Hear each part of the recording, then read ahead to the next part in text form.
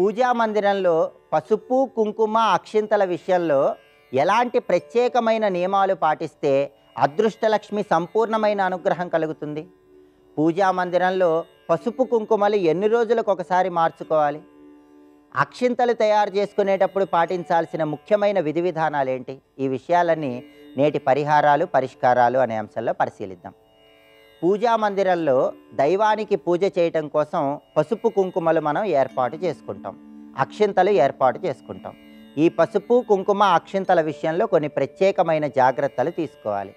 ఈ పసుపు, కుంకుమలు కనీసం పక్షం రోజులకు ఒకసారి మార్చుకోవాలని ప్రామాణిక గ్రంథాల్లో చెప్పారు. అంటే 15 రోజులకు ఒకసారి మార్చుకోవాలి. అలా వీలు కాని పక్షంలో కనీసం నెలకొకసారైనా పసుపు, కుంకుమలు మార్చుకోవాలి. ప్రత్యేకంగా పూజా మందిరంలో దైవానికి ఉపయోగించేటటువంటి పసుపు, కుంకుమల కోసం ప్రత్యేకమైన డబ్బాలు కేటాయించుకోవాలి. దైవానికి ఉపయోగించేటటువంటి పసుపు, కుంకుమలు మనం వినియోగించుకోరాదు. చాలామంది దైవానికి కుంకుమతో బొట్లు పెట్టడం, మళ్ళీ ఆ కుంకుమ భరిణెలో నుంచి కుంకుమ తీసి నుదుటన బొట్టులాగా ధరించడం చేస్తూ ఉంటారు. అలా చేయకూడదని ప్రామాణిక గ్రంథాల్లో ఉంది. దైవానికి వినియోగించేటటువంటి పసుపు, కుంకుమలు ప్రత్యేకంగా కేటాయించుకోవాలి. అయితే 15 రోజులకు ఒకసారి మార్చుకునేటప్పుడు పాత పసుపు, కుంకుమలు తీసివేసినప్పుడు వాటిని మనం ధారణకు వినియోగించుకోవచ్చు. అలాగే సువాసిని స్త్రీలు ఎవరైనా గృహానికి వస్తే వాళ్లకు కూడా తాంబూలంలో ఉంచి ఇవ్వవచ్చు. అయితే ఈ పసుపు, కుంకుమలు ఎప్పుడు మార్చుకోవాలి అనే విషయాన్ని పరిశీలిస్తే పూజా మందిరంలో పసుపు, కుంకుమలు గురువారం రోజు మార్చుకోవాలి. పాత పసుపు, కుంకుమలు డబ్బాలలో ఉంచి కొత్తగా పసుపు, కుంకుమలు ఏర్పాటు చేసుకోవాలి. గురువారం కూడా మధ్యాహ్నం 12 గంటల నుంచి 1 గంట మధ్య ప్రాంతంలో అభిజిత్ ముహూర్తము అని ఒక ముహూర్తం ఉంటుంది. జ్యోతిష శాస్త్రపరంగా ఈ అభిజిత్ ముహూర్తం ఉన్నప్పుడు గురువారం మధ్యాహ్నం 12 గంటల నుంచి 1 గంట మధ్య ప్రాంతంలో ఈ పసుపు, కుంకుమలు పూజా మందిరంలో కొత్తవి ఏర్పాటు చేసుకోవాలి.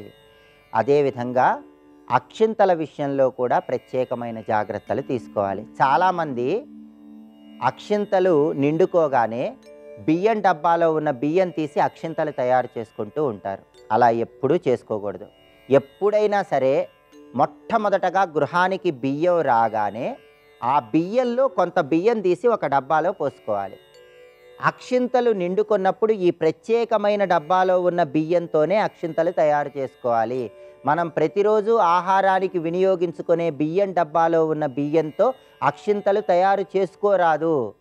బియ్యం రాగానే వాటిని ప్రత్యేకంగా కొన్ని తీసి జాగ్రత్త చేసుకొని అక్షింతలు నిండుకున్నాక ఆ బియ్యంతో అక్షింతలు తయారు చేసుకోవాలి. అక్షింతలు తయారు చేసుకునేటప్పుడు కూడా చాలామంది నీళ్లు కలిపి పసుపు వేసి అక్షింతలు తయారు చేసుకుంటారు.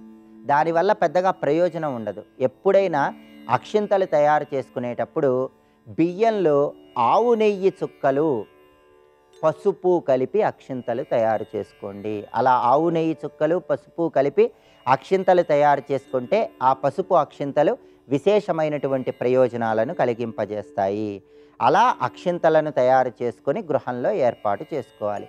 గురువారం రోజు కానీ సోమవారం రోజు కానీ పూజా మందిరంలో పసుపు, కుంకుమలు మార్చుకుంటూ ఉండండి. పూజా మందిరాన్ని ఎప్పుడూ కూడా శుభ్రంగా ఉంచుకోవాలి. పూజా మందిరంలో దీపారాధన కొండెక్కిన తర్వాత ఉన్నటువంటి ఒత్తులు కానీ ఇతర సామాగ్రి కానీ అలాంటివేవీ లేకుండా జాగ్రత్తగా ఎప్పటికప్పుడు పూజా మందిరం శుభ్రంగా ఉంచుకోవాలి. అలాగే పూజా మందిరంలో పసుపు, కుంకుమల మీద ఎల్లప్పుడూ ఒక మూత ఉండేలాగా చూసుకోవాలి. ఈ ప్రత్యేకమైన జాగ్రత్తలు తీసుకుంటే సకల శుభాలను సిద్ధింపజేసుకోవచ్చు.